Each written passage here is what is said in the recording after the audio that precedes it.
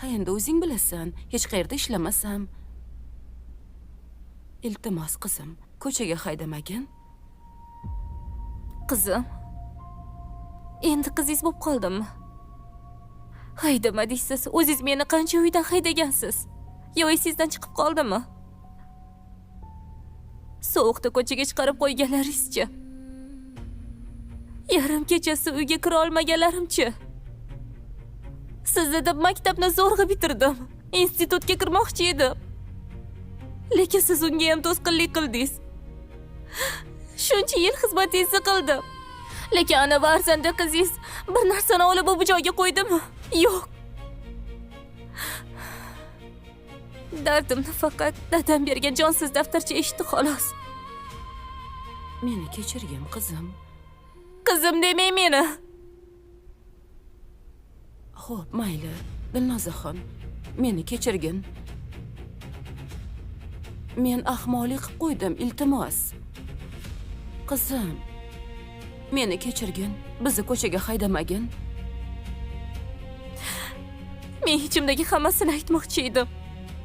Buning uchun tayyorlanib kelgandim hatto. Lekin ichimdagi nafratimni to'liq chiqara olmadim. Shuni bilingki, siz kimnidir ko'chaga haydagan ekansiz. Bir kun kelib sizni ham haydashlarini esingizdan chiqarmang. Anu, arzanda qizingizga ayting. Har oy uyini pulini to'lab qo'ysin. Pulni mahallamizdagi masjidga ehson sifatida berasizlar. Meni oxirgi gapim shu. Buni men o'zim alohida nazorat qilaman.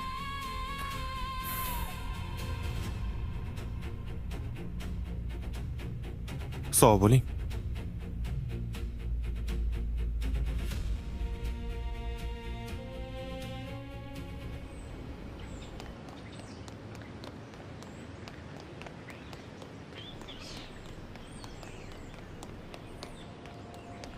Uzr Kamron aka, biroz qizishib ketdim.